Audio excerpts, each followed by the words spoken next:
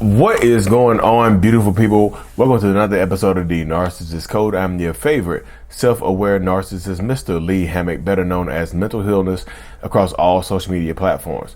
If this is your first time seeing my face or hearing my lovely voice, I'm a clinically diagnosed narcissist, and I use my platform on social media to raise awareness for NPD, get more people into therapy like myself, and also validate the victims, survivors, and thrivers of said disorder. Thrivers. I flex when I say thrivers, don't I? Today's episode is going to be about, will a narcissist ever admit to being wrong? Woo! Will a narcissistic person ever openly admit to being wrong? I was wrong and mean it. Before we hop into today's episode, y'all know I got to shout out the self-love journal I have on Amazon. It's doing amazing, helping a lot of people rebuild their self-love, that dedication, that self-fulfillment. I'm working on a self-love course as we speak. Should be done within the next week or so. So stay tuned for the self-love course to go along with the self-love journal as well. But yeah, y'all. Will a narcissist ever admit to being wrong? And so this may surprise you. I know everybody's going to say right now, emphatically, no, Lee, stop it right now. We're not watching any further past this. It's past this right here. The answer to that question is going to be no. And most of the time, y'all, that's absolutely correct. Most narcissistic people, toxic people, will rarely, if ever, admit to being wrong. Well, why though, Lee? Why can't they just admit to being wrong so we can just move forward? Because some narcissistic people do not want to move forward if they are wrong. It's just like if I move, like, you see, I have a book bag right here, y'all. You see this book bag.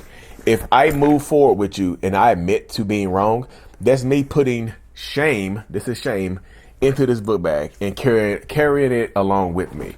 I want my book bag to be shame free. I want a light book bag. I want to pack lightly. You see what I'm saying?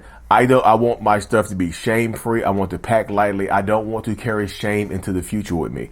So I do not want to admit to being wrong. I do not want to admit to be, I don't want to admit it. I've just refused. It just hurts. It sucks. Taking accountability, admitting that I was wrong is, it sucks. It hurts. But okay, buckle up, bear with me right here, y'all. But there is a difference between admitting that you were wrong and then admitting somebody else was right. Let me say it again. There is a difference between admitting that I am wrong and then admitting that you were right. You see what I'm saying? Some narcissistic people would rather would just take it to the grave with them than admit that you were right. Admitting that you were right, y'all, is more painful than admitting that I was wrong. Oh, I was wrong. That's because some narcissistic people will absolutely admit to being wrong, but they will refuse to admit that you were right because that shifts the power into you. If I just admit to being wrong in some circumstances, in some instances, that, if I admit to some circumstances in some instances to being wrong, then guess what? I did that. That's me being in the control of how much I am willing to admit, of how much that I'm willing to concede to you. You see what I'm saying? But if I admit to you being right, then that gives you the power. You can stomp me. You have power over me. You have control over me. It feels like if I do that in my mind, it feels like you are above me for some reason. It feels like now I have to seek out you for approval or something like that. And I don't want to answer to you. I don't like people telling me what to do. I have a problem with authority. Like a lot of narcissistic and toxic people do. A lot of us have problems with authority, and that's just how it works. And I'm not making excuses for it, but that's how it goes. A lot of times when you're dealing with narcissists and or toxic people, we have problems with authority. It's not something that I enjoy. I know people think I enjoy having problems with authority, or that some narcissists enjoy having problems with authority.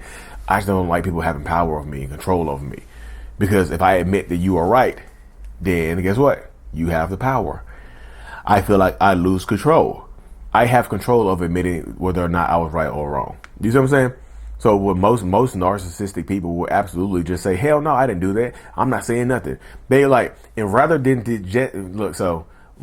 just admit to being wrong, some narcissistic people will just stop talking to you at all. They will refuse to communicate with you. They'll give you this. They would rather give you the silent treatment than admit to being wrong.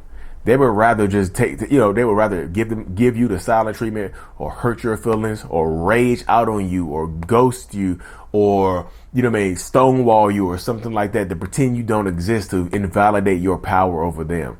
They will just refuse to communicate. Some of them will just pretend like, some of them will give you the silent treatment, so the issue goes away, then pretend like nothing happened. That happens quite a bit in a lot of these toxic relationships, where instead of just admitting to being wrong, they let the shame take over and they won't talk to you.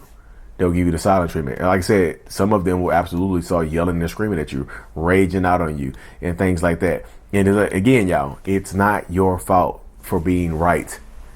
And sometimes a lot of times the narcissistic person, like, if this isn't your first rodeo with this narcissistic person and how they behave when you try to hold them accountable, you understand exactly what I'm about to say. Sometimes they condition you to just not even bring it up. Even if you know you are right, you don't even bring it up. You let the narcissistic person get to the point where they just admit to being wrong, or just like, dang, I messed up. You just let them do it on their own. You let them get to that decision. You let them get to that point on their own. You let them get to that conclusion on their own, because you don't want to interfere with them. You don't want to make it seem like you had anything to do with this, because like they feel like if you trying to make me admit that I'm wrong, it's a completely different than me admitting that I'm wrong on my own. You see what I'm saying? That happens quite a bit, which is, they condition you to just not want to talk to them, or just to be afraid to speak up and things of that nature. When, like I said, they condition you. It's a conditioning, like hair conditioner. It happens like this all the time in toxic relationship spaces and toxic relationship dynamics, where, like I said, you be dealing with a lot of narcissists and toxic people. They will absolutely do just like this, y'all. They will just take you for a ride. They just will. You know what I mean? They absolutely will take you for a ride and just continue to mess with you, continue to mess with your head, continue to invalidate you, continue to make you feel like you don't matter to them, continue to do a lot of different things to you, to just hurt your feelings, to put you through it, y'all. It happens all the time in these toxic relationship dynamics, in these toxic relationship spaces. It just does. It's one of those things that happens consistently. So that's why I just try to get people right now, where you are right now in your space and in your life, to just understand that, like, sometimes it's better to just, like, if you can't leave this narcissistic person, you're trying to figure out how to live with them, sometimes it's better to just let them find it on their own.